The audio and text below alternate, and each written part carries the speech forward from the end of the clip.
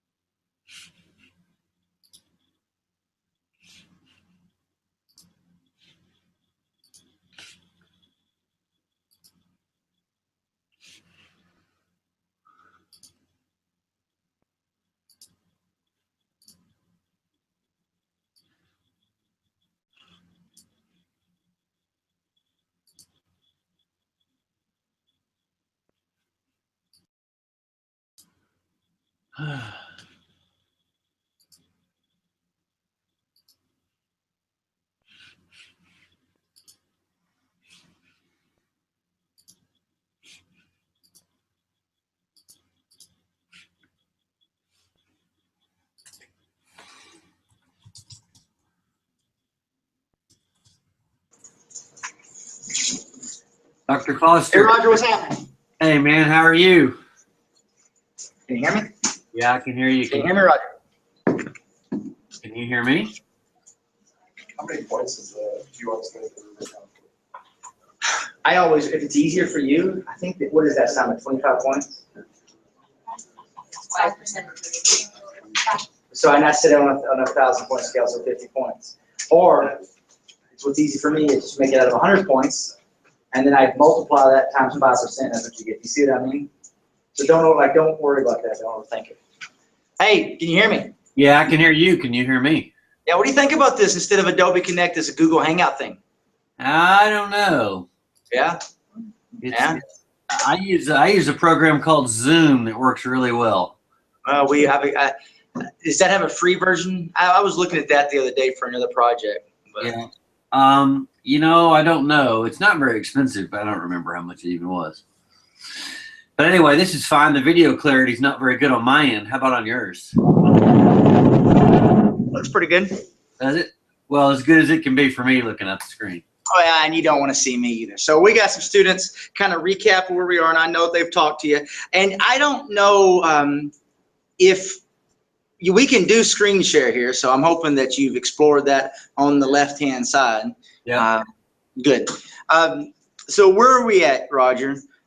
We have these students here. They've done the top 10 recommended things in AET that you suggested a couple years ago. They've worked through that. They've been playing and keeping some records from the student perspective. And really the purpose today is for them to ask some questions, talk to you, and like really get the notion behind the scenes from the teacher perspective.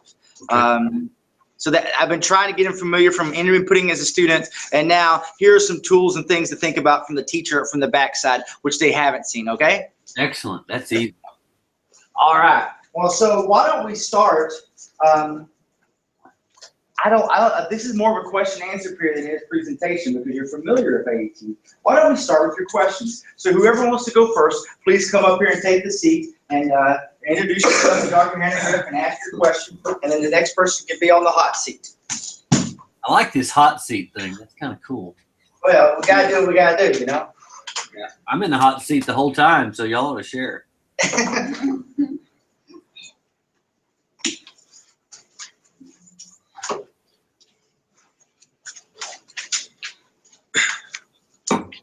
Dr. Hanagriff, my name is Matthew. I'm a junior in ag education. I have a question here, but I guess I can kind of mix it with a second question. We're wondering about how to work with AET in a low-tech environment. And with that, is there kind of an offline version that can be synced at a later date, like something so students could update it all offline, and then you could just connect to the internet and have it automatically populate? Is that something that's possible? That's our question. Yeah, that's an awesome question. Matthew or Matt? You said Matthew. Matthew, it doesn't matter really. Yeah. All right, Bill. So I couldn't help it. I'm sorry. So, Matt, the answer to your question is a couple of things. So one is under teacher help, we have developed paper trackers, is what I call them. Because when we first created AET in 2007, it's amazing to think about, but some places just really didn't have internet or lack of internet. Now, I've always felt like record books ought to be something that the students engaged in after class, at home, you know what I mean, other times. But I make the assumption that classroom internet may be a problem, but surely at home everybody's got it. And the answer is they didn't. And probably today they still don't in some places. There's also something that I'm not against at all. In fact, I'm a big fan of, and that's that, well, backing up, records are always best when they're kept while it's really happening. So if you are a teacher and say, hey, I'm going to put this strategy of putting my kids in the computer lab every month, well, that's better than every other month, but that's not as good as every week, and that's not as good as every day. And so every day you could have a paper record book on the shelf, and all of your kids every day could pull that paper record book off the shelf in a 3-ring binder and open it up and fill out those pages that we call paper trackers. And so, Matthew, if you don't mind, I'm going to switch and show you where those are located, if that's okay. Yep. So I'm sharing with you my screen. Do you see yourself? Green. You see yourself? Green, yeah. Okay, cool. So now you see the AET, I think, right? Yep. Okay, awesome. Underneath teacher help, right down here at the bottom, we have paper record book templates. And if you pull this up, you've got a Word version of these or a PDF of these. But this is a simple PDF of a journal page that we call the paper tracker. And a student could use this one page to do their courses, another page for FFA, competitions, SAE, FFA activities, community service, officer activities, and that would let them record that. The finances one, it is all about keeping up with their finances for every SAE they have. And when did it start? And so you can do all these all the way through one page. And then finally, the last part is the non-current capital items. So there's a Word version and a PDF version. And so Matthew, in that, using those tools, a teacher could take photocopies of all those, right? And they could make a little binder set, and they could give that to every student. So ultimately, the low tech would be binders in a shelf in a classroom. Kids keep up with those journals and finances every day. And then at some point, the teacher gets them to the computer lab, and all of those entries can be entered into AET to catch them up. So that's a super low tech. We've been working on some iPad, notebook solutions where you could get a version of AET offline, like you mentioned, and you could enter records, and then later when you connect to the internet, those all sync together. The danger of that is like a lot of those things, what records do you do over here, and then when do you import those records? And when you go to edit those records, sometimes, those can get messed up. So the technology's there for us to do some offline version of AET, but we really haven't figured out a way to get that done yet. So those are things kind of in the mix or looking at, but the other low-tech solution is those paper record books. So anyway, I don't know if that answers your question, but I hope so. Yes, thank you very much. Okay, cool. Good question. Okay. Hi, Dr. Hanagriff. My name is Miranda. I'm a junior, an ag ed major. So our question for you is just what are some of your best practices for getting administration and getting the community and the parents involved? Like, how is that something that we can kind of advertise to them and get them, on board as we are as teachers? Yeah, that's a good question. A little bit, Roger, using AET Using AET. to help communicate to those stakeholder groups. Yeah, that's very good. In fact, let me show you maybe, if you don't mind, and this may be a better way to illustrate or answer your question. So if I log in here as my administrator and go borrow a chapter, for example, not one in Pennsylvania or anything maybe, but can you see my screen? Yes. Okay, cool. So as a teacher, for me, as a teacher, I think that we've got to make sure that we are sharing information with our stakeholders. And from an AET perspective, that's kind of core for what we believe. So if I'm a teacher in Miami Trace, Ohio, and I wanted to get everybody a little bit more involved with what we're doing, there's a couple of things I would use as tools. One is in my profile, I can have my own website. And so this is the website for, can you see their website there? Yes, sir. Yeah. So this is the website for Miami Trace. And if you've ever got an administrator that's not sure what's going on in your program, that happens a lot, then the calendar here on the website will automatically tell them what's going on. There's all kinds of other things you could do with this website. But the nice thing about this website is this whole website comes completely from them just using AET. So I guess to answer the question, the first thing I would want to do is share using AET. How can I share with the community, stakeholders, school administration, what's going on? The first thing is to show them how we've got a website that keeps up to date. Now that website, again, though, is only done simply by the teacher using AET. So that helps, I think. In other words, it's not extra work. The other, of course, is reports. So there's lots of reports to share with people. I like to go to the economic value reports right away. So this is just an example chapter in Ohio. If I go to their economic impact summary, you'll get a view of what their program has got going on from an economic perspective. So can you see this page okay still? Yes. Okay. So and then this is kind of a little bit misleading. They've started coming on using AET quite a bit. But in 2014, they had 246 active students and 146 had SAEs. First of all, you say to yourself, man, they're missing a large portion of their, school, 45% or something like that they're missing. But across the country, this would probably be a pretty well-engaged program, probably. But anyway, you can see that across 2014, their kids show $635,000 of investment. That's a $1.2 million economic impact. That is about $5,000 per student.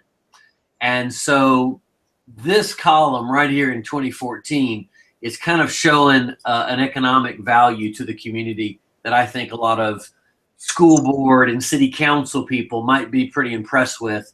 Now you would want to kind of make sure you shared this stuff in the right way, but this is access to information that most programs never really had.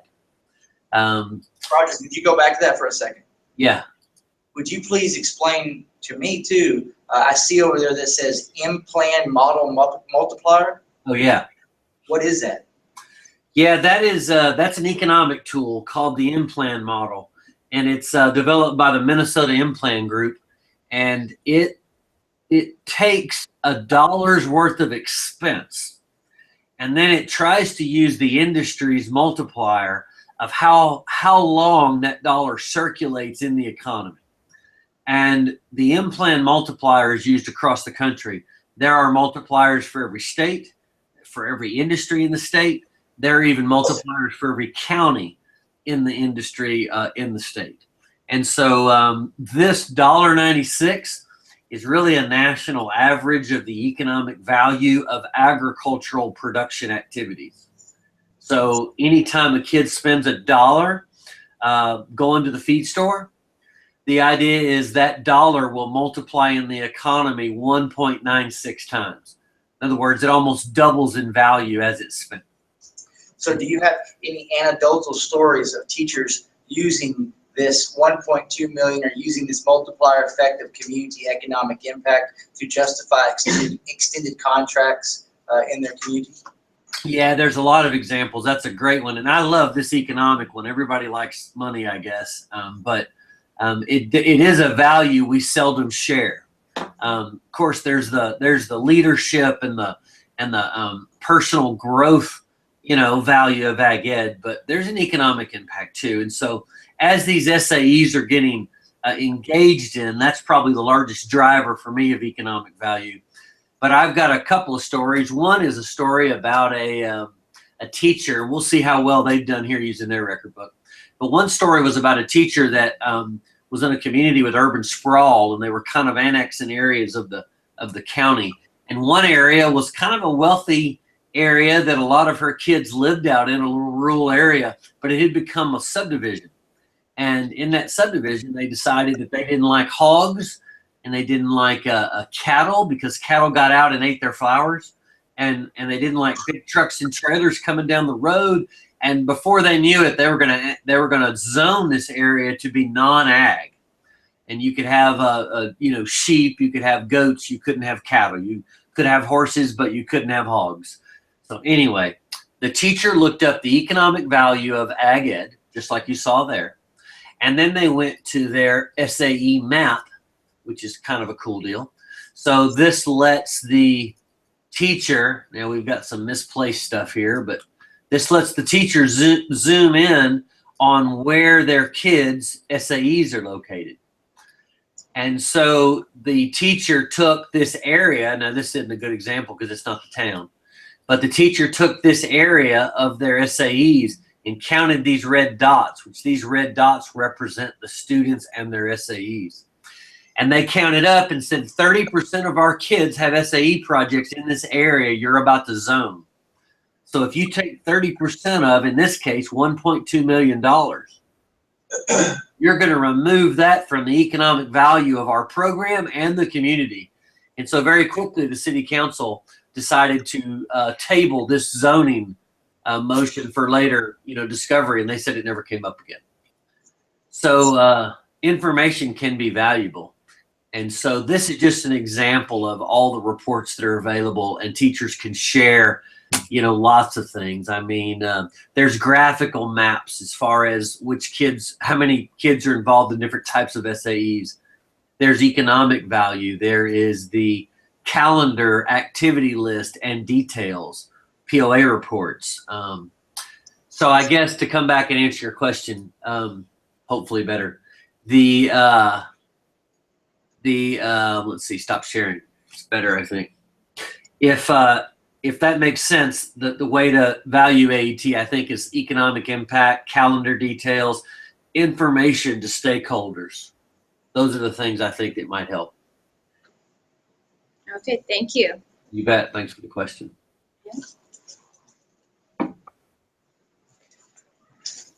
Hello, Dr. Hanagriff. I'm Garrett Webster. I'm a junior in ag science. My question is how AET has saved ag teachers valuable time in the classroom.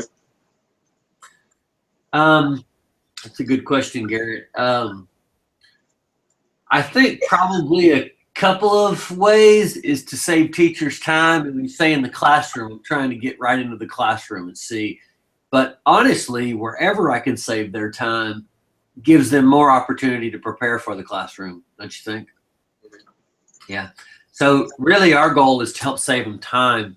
And one of the ways to do that is to try to give them tools where if they do one effort of 30 minutes, that gives them 5 benefits back.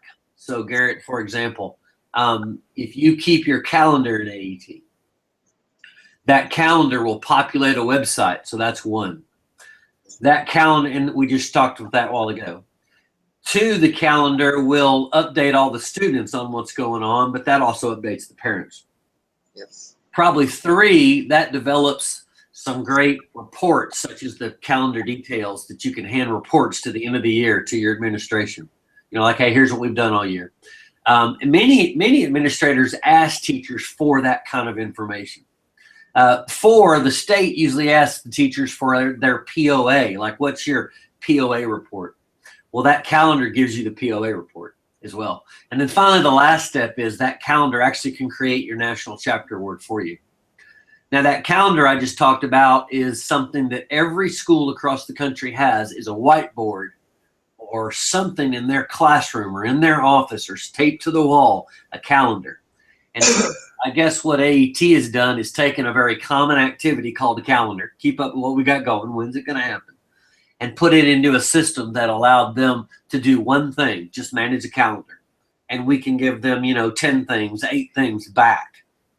And so, Garrett, I think saving teachers time is our goal. Another place we save them time is when it comes to FFA membership. Pennsylvania is good about this, but as they've started using AET, the teachers take the kids out of their ag classroom and they put them into the AET through a copy paste of your grade book thing we have. That gets accounts created really fast. If you get those students to do their profile just once, the teacher can then take all those kids and pick which ones want to be FFA members and which ones don't, or all of them, either way. And you can just in one click push them into FFA. That is another way that we can save them a whole lot of time. In the past, teachers have been involved in doing the FFA membership, or maybe set a student down and had the student do the membership.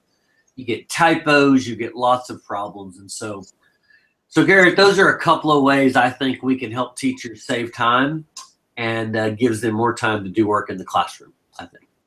All right, thank you. Yeah, good question. Hello, I'm Heather, and my question is more from the student standpoint. Huh? So when you're applying for a degree, I applied for my American degree last year, and I remember the one difficulty I had was when I didn't meet a requirement, I had to go back and find where I messed up. Do you think that in the future, the system will be able to find your mistake and take you to it?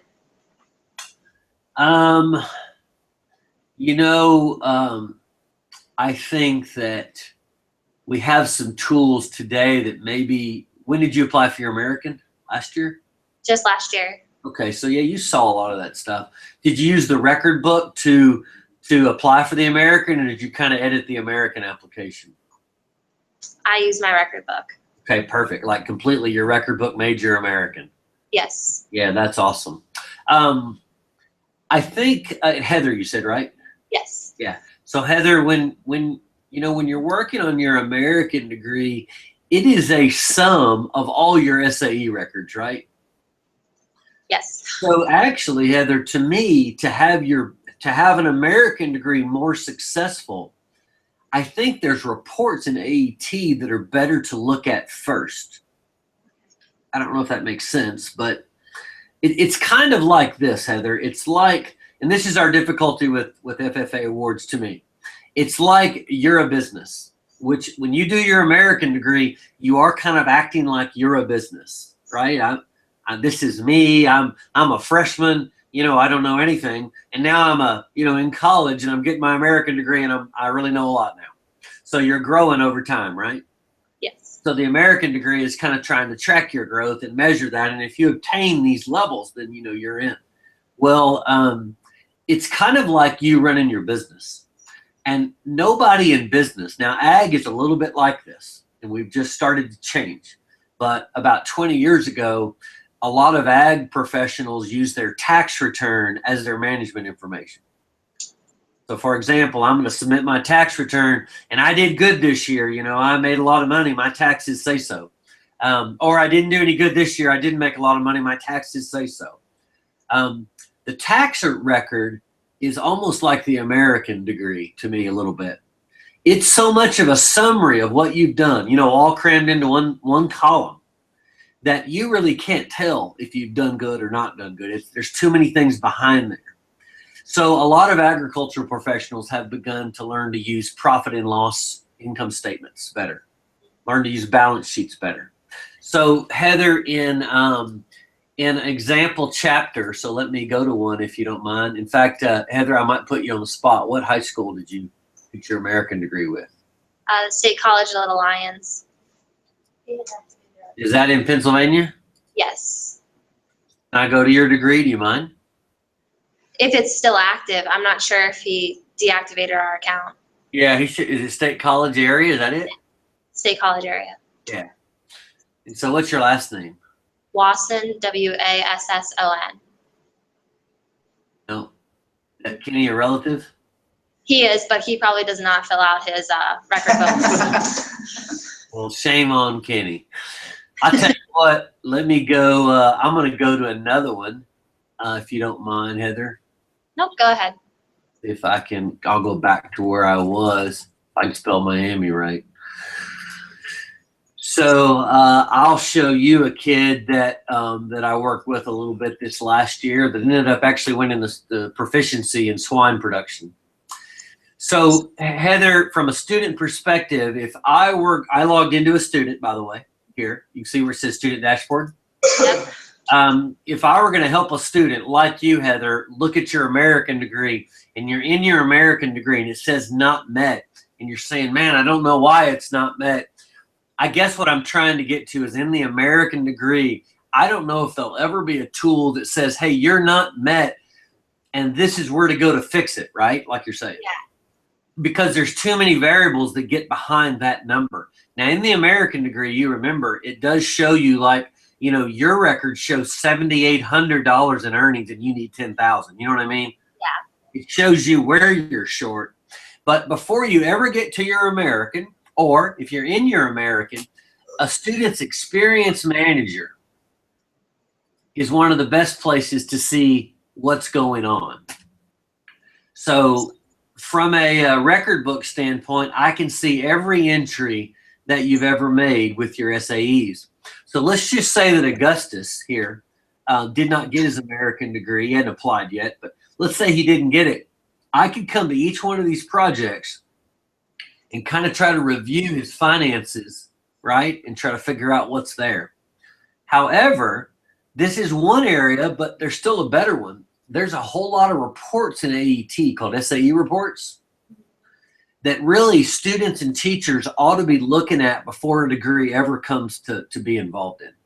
So for example, here's a single experience report, and he has got these projects. If the teacher and the student every year, and this would be Heather every year, I think, the student had to turn in a single SAE report for their projects. They would pull up their single SAE they want to do, and they want to hit the complete report. And this would be a report, Heather, that I would think every student would turn in every year with their teacher and get graded on. And so if you did this, you would see that Augustus wrote an annual review every year. That's an important part of a degree. You would see that Augustus has an SAE agreement. Y'all see this long SAE agreement he has? Wow. Pretty lengthy. This is what this kid put in. There's what he planned to learn. Here's all his journals. Here's all his finances, expenses, and here's all his income. And then here's his overall profit and loss each year. So I can kind of see the profits each year in the bottom line that make up this number. So now from an income standpoint, or here it is, right here, he lost money. So from a profitability standpoint, Heather, if this was a breeding show gilts project that he has running, you can see that he's lost money every year, broke even, and overall he lost money. If I were trying to understand why my finances weren't right, I could pull up each one of these individually and take a look at my SAEs. And then that might finally give me the ability to see which SAE is causing me to lose money. Because in the award itself, it's hard to tell, if that makes sense.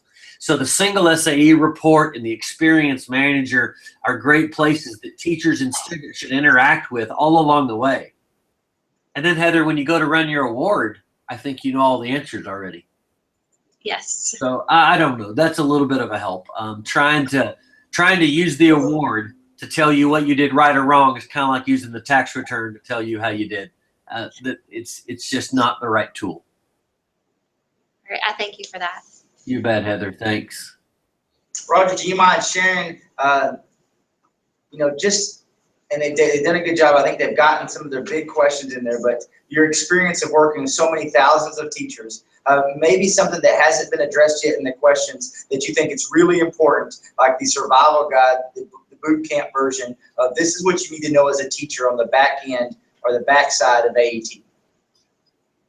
Yeah, that's a good question, and I sure have been fortunate to work with a lot of teachers and hear them ask me lots of questions and try to help them. I I feel kind of inadequate trying to, sometimes trying to help here and there. I think everybody's got so many things they can help them with. But I guess the one for me that probably is essential, and I don't know if it's happening yet, Dr. Foster, you know what I mean? I don't know if we're there. Right. And I hear people debate a little bit on this subject, and so it just comes to mind, as you say, what's kind of pressing or important of today. And I guess it is that SAEs are supposed to be this essential thing. Heather's great question about, an American degree. None of those things happen unless the kids have SAEs. And so in AET this last year, we have felt like that teachers ought to grade SAEs. And so let me ask y'all questions. Y'all been asking me, so I can ask you, right? That's fair. What do y'all think? Should SAEs be a graded activity, or is it just something we encourage kids to do? Take time out. We currently have 11 students in this class. If you believe that you should grade SAEs, raise your hand. 1, 2, 3, 4, 5, 6, 7. Only 7 raised their hand.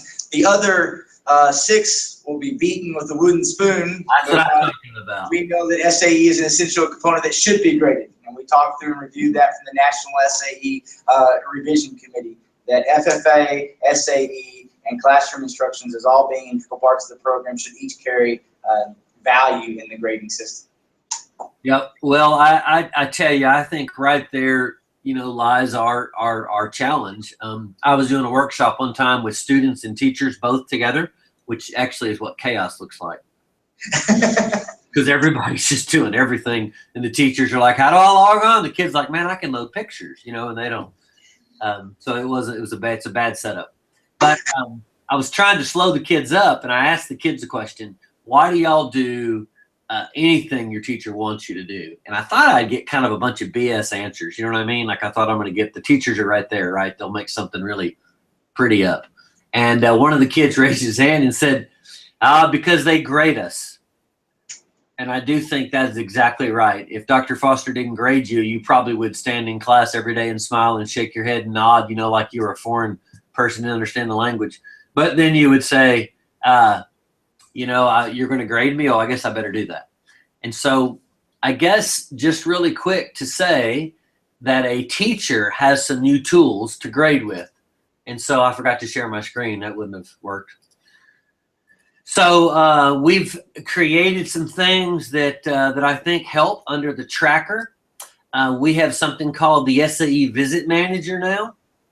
And that is where I can go in and do an assessment of any student. And so remember the student Augustus we just looked at a while ago?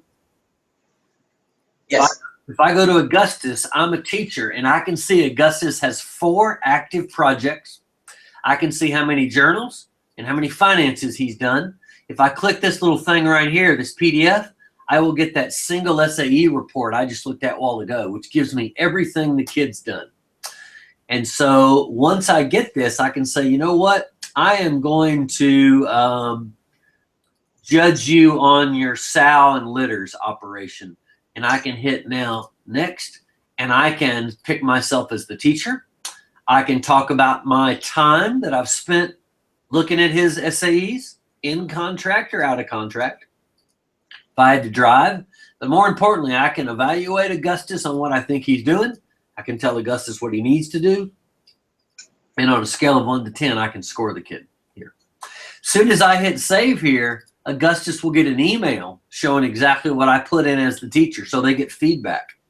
And then this automatically builds my teacher journal, which is what we use to help teachers justify their extended contract. So under the tracker, that's the key probably thing for the teacher.